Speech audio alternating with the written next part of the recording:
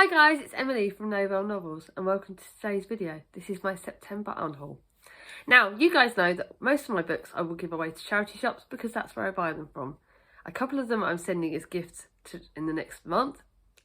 Then the other ones, if you guys want them, let me know and I can, if you would like to give me the postage and packaging money, it would help because obviously some of the books aren't exactly cheap to do, but it's no stress. If there's any you're desperate for, then give me a message and we'll sort it out, because I'm not going to keep them, and if you really want them, I'd love to do something nice for other people. So the first one I'm sending off, actually this will be the second one I'm sending off, but it's on the top of my pile, and that is a book that's just going to be in my wrap up, The Quest for Queen Mary. So it's a book about Queen Mary. I bought it because I wanted to learn more about her, and I did find this quite informative. I'm going to be sending it to Gemma from Read a Book Gem because she loves a lot of the same books as me, and I think she would really find this quite informative. So Gemma, that'll be coming to you in the next month. Chloe, I'm finally going to send this to you. This unhaul video is inspired by Chloe from Chloe Reads Books channel. She just did a video. I will link her video for it below. She unhauls a lot. She sells a lot of her books. So I'm still trying to decide if I sell them or if I keep doing what I'm doing because I'm lazy. What do you guys think? Let me know. But Chloe wanted this book. I read it ages ago. It's the first Laura Jane Williams book. It is brilliant. I've talked about it in one of my wrap-up. I think I read it in August. Really, really good book. July or August. I loved it. Chloe is going to love this. And I'm finally going to give it to you, Chloe. I'm sending it. I've got the envelope ready. You will be getting it soon. Then, these are the books that I'm giving away. This one, I don't keep my thrillers. It's my first Lisa Jewell thriller that I read. Absolutely loved it. She was 15, her mother's golden girl. She had the whole life ahead of her, and in the blink of an eye, Ellie was gone. This is literally traumatising for the fact as a mum, imagining your daughter be going missing. And it's about the story about how she sort of goes. And then when Ellie's mum meets a man whose daughter looks the spitting image of Ellie, it sends up some suspicion and stuff. So very gripping. God, it gets you right till the end, and you don't really know what happened to that girl, and it's just thrilling and brilliant, and I loved it. But I don't read thrillers again because you already know what's going to happen. The next one is one that I've had on my shelf for ages. You guys know all about Maya Angelou. This is her first autobiographical book, I Know Why the Caged Bird Sings. Very good book, but it has a lot of triggers, and it's not one that I will be able to reread without getting upset. So I am giving it away, but it's still brilliant. If you like, it's Black history. It is set originally in the 1930s. It's a really well written book, and one that I'm so glad I can say I've read. And I will certainly be looking for the author's other books. The next was one that I didn't like as much as I wanted to.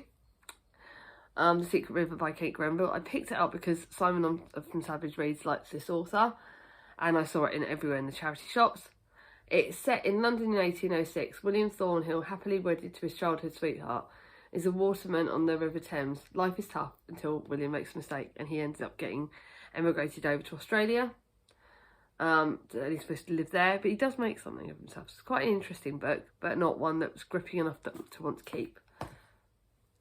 The next one I did enjoy. Again, I read it because it was one of Chris's partner picks my books. I'm definitely recommending this. Julia Gregson author. Enjoyed it, but again, and this is set in India in autumn 1928. Should have saved this for this read time, shouldn't I? 3 young women are on their way to India, each with a new life in mind. Rose, a beautiful but naive bride, is anxious about losing her family. Victoria, a bridesmaid, and Viva. So it is good. It's a lovely historical fiction book. It actually has some quite gripping bits in it and quite sort of scary bits in it, which I didn't expect. But it's one that I read for Simon's book Hibernation, and I loved it. Definitely one I recommend. The next one, I am controversial because I didn't like this. I know other people have. Neither me or Chloe liked this. I bought it full price from the works, so I'm gutted that I didn't like this. This is dystopia, but it's a very disturbing dystopia. I don't want to slate the book too much, but I did not enjoy it at all. It slates Christianity, which as a Christian myself, I found very challenging. It's like she basically has 100 words a day to say. Women can only say 100 words a day. But it's what happens to their daughters, because they're not allowed to talk either. And that as a mum, for me, was very triggering. I can't imagine my daughter being quiet. Started, my daughter's like me, she's a chatterbox. So it'd be my idea of hell in a lot of ways. But I just found it very triggering. There's a lot of hard-hitting issues in this, and a lot of triggers come in this book. So not particularly one I like. Glad to get rid of it. But if any of you guys want it, I'll happily send it to you, because it might just be me that didn't get on with it. I won't be picking up any more of that author's book. Now the next one, I loved Little Fires Everywhere, but I didn't like this. Everything I Never Told You by Celeste Ng. It was my TBR jar pick. It's about a girl who she's dead at the start of this in the 1970s in small town Ohio. She's found dead. And it's about her, she was like the perfect daughter, and she had her whole life expected of her, and it's sort of trying to get the depths of their family, and it's quite interesting, but I didn't like it very much. I'm glad it was quite a short book. Not for me, but again, it might just be for other people. The next one, chick lit. You know I don't keep my chick lits, but this is still a 4-star good chick lit. I love Veronica Henry work. This is Love on the Rocks. I wanted to read it because it's towards the end of the summer. The beach setting, beautiful book. And it's quite good, very chick litty. Kind of predicted a bit of what was going to happen in it, but it's about that, like a hotel that's run down, and Lisa and her boyfriend George go and make a bid to buy this hotel and lives a dream, and their dream becomes a nightmare because things go wrong, and it's really good, very good book. There's other storylines going alongside it, but it's quite a chicky litty one that I won't read.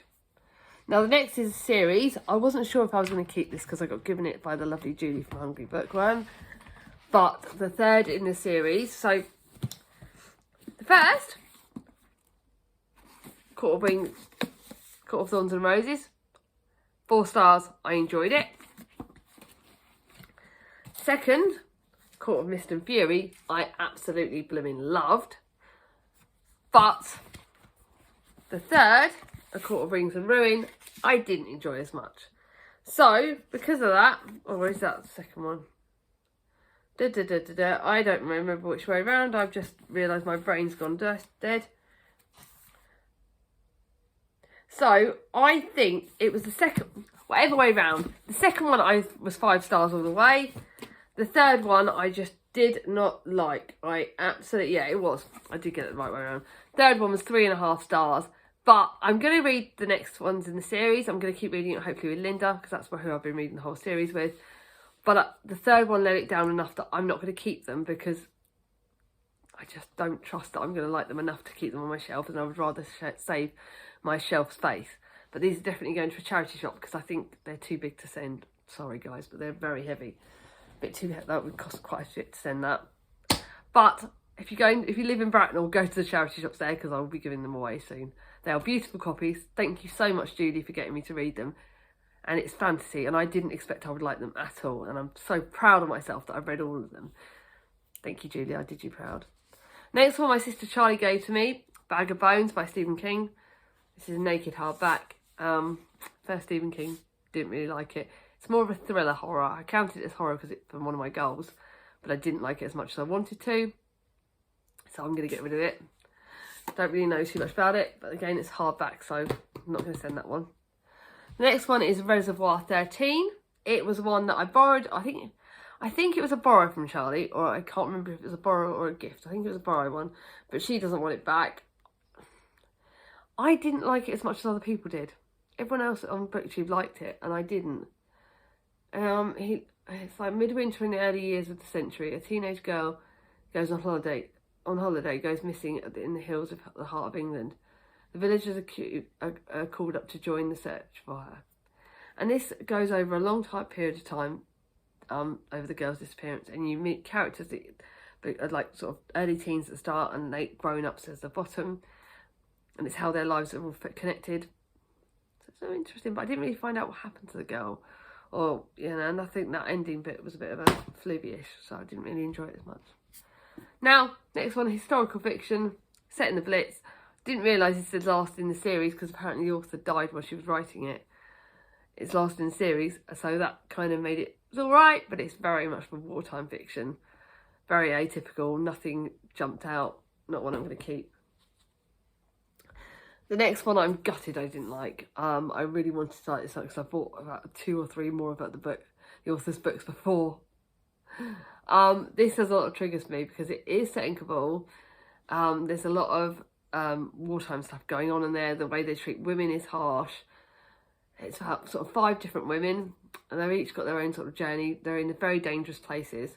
Sunny's the proprietor of somewhere that needs an ingenious plan to keep her cafe and customers safe. Yasmina is a young pregnant woman stolen from a remote village. Now, she's the one that breaks my heart. Isabel is a young journalist with a secret that might keep her from the biggest story of her life. Cadence is a wealthy American who's finally left her husband for an Afghan lover. And then Halajan, the 60-year-old mother dead mother, so she looks after everything. It's alright, but it wasn't as good as I wanted it to be. Next one, another one I bought from the works. Chris picked it from his friend's choice, his partner's choice. I wanted to love it. It's about the world's smallest dog with the biggest heart. Wartime non-fiction about a dog. Didn't grip me enough. Sorry guys, I really wanted to like it, but it didn't grip me enough. It's alright. It's set in the war, it's about the dog and its owner, and that's quite sweet, their relationship. But no, nothing exciting or jumping out for me. Next one was a TBR jar pick. I thought it was a thriller, but it turns out it's a chick lit, but it's about the goodbye gift. And this is, at the start of this, there's a girl who is desperate for a new heart as long as she can remember it, but getting the call to say a donor's found will be a bittersweet relief because for her to live, someone else must die. And at the start, there's Julia, Helen and Phoebe have been fast friends for their life. Yeah, there's a tragic accident and these 4 lives will collide and Lucy will get a new heart for who has made the ultimate sacrifice.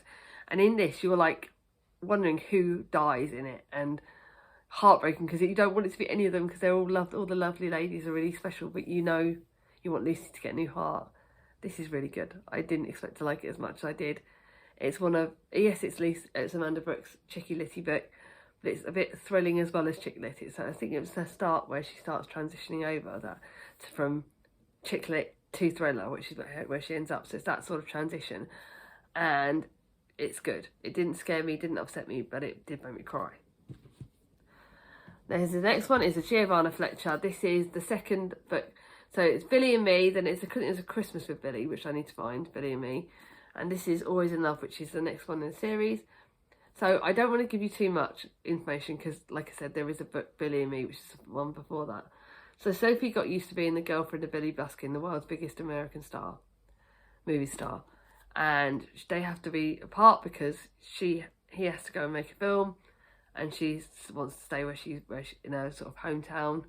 And this is about their long distance relationship and how it can be tough. Quite good, but not one I need to keep. And then the next one I didn't like, Why We Broke Up, but it's by Daniel Handler. Very, very YA, very atypical YA, and I'm probably way too old for this, so it's not one that I'm necessarily going to keep. It's alright, just not necessarily one I'm going to keep. So, very typical YA about romance and a relationship and stuff, so not really for me. But guys, is there any of those paperback books you want me to send to you? Let me know in the comments below and I'll sort it out for you. Don't know how quickly they'll get to you, but they can be put to one side and I don't mind doing it because I want to give back. You know, you guys are all so lovely to me. So I hope you guys enjoy this. I'm actually going to do this very randomly, which I'm filming it and putting it up the same day. Never do this. Down to you, Chloe. I will link Chloe's channel below and check her out. She does great unhaul videos and I really enjoy them. I don't know if mine's anywhere near as good as hers, but she's lovely. So check her out. If you enjoyed this video, give it a thumbs up. If you're new to my channel and not subscribed yet, ring on my ding-a-ling. And let me know if you want me to do more unhaul videos, because if you want it, I'm yours for the taking.